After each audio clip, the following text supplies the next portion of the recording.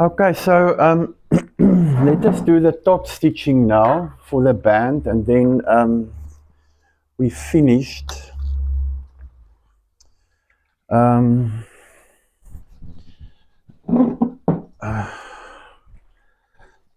then in the next video, I will talk a little bit about the pattern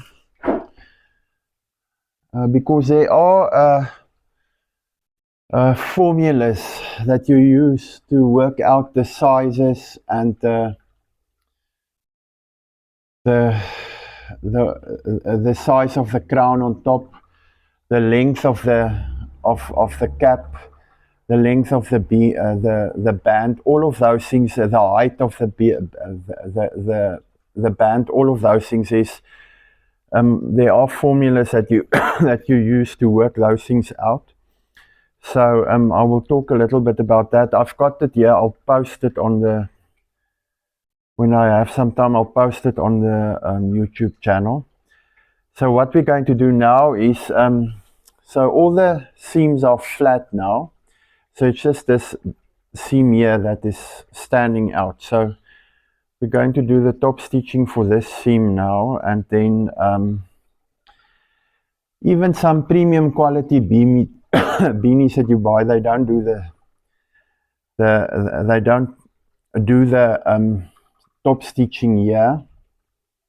And the reason for that is if you use your lock stitch machine, then it takes away the elasticity of the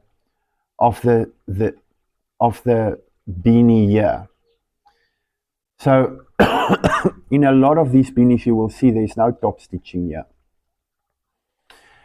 But with this fleece there's not a lot of stretch in it in any case. So I do sometimes a top stitching, but normally you will find that people don't round it off there. But it all depends on quality and preferences and fit and what you like and how it's easier for clients and all of that type of stuff. But let's not do one here. I don't do it, but let's not put the top stitch here so that we can see how it looks at the end. In any case, stretch the beanie a little bit so that we keep some of that elasticity there. And at least make sure that you sew straight and that you catch your seam at the bottom.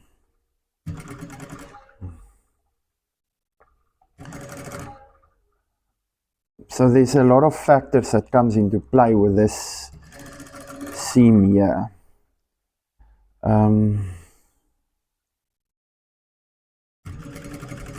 It's not just about top sewing here, top stitching here. You want to make sure that you keep the stretch that.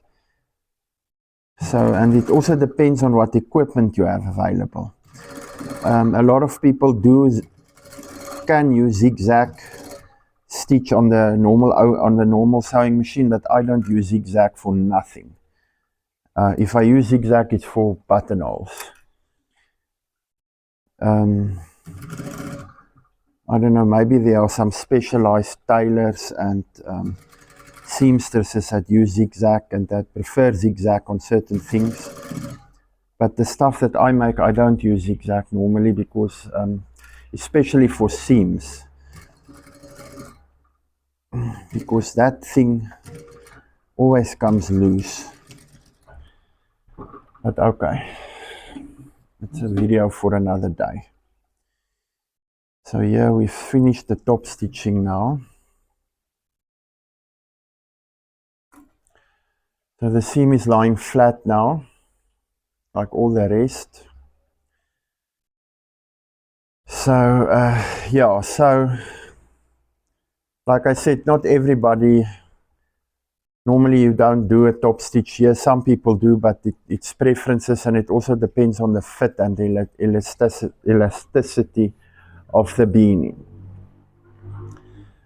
So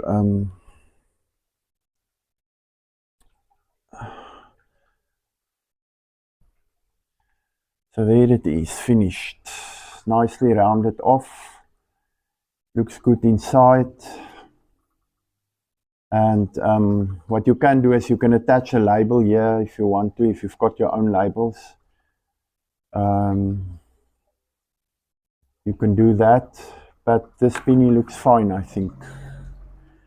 I think it looks good. Nothing wrong with it. All the seams are flat. So, yeah. So in the next video, I'll talk a little bit about the way you measure the circumference of the head, the formulas that you work out to create the height of the cap, the formula for the width of the cap, so that you can create your own beanie. There is lots of formulas involved in creating this thing. Like this one is more pointy. Normally the curves start at the 1/3 from the top, more or less inwards. So, but this one I just drew up quickly just to get the beanie thing going again this winter. This pattern. So the pattern is there. So I'll make videos on the formula to work out everything. The cap height, all of that. But okay, yeah.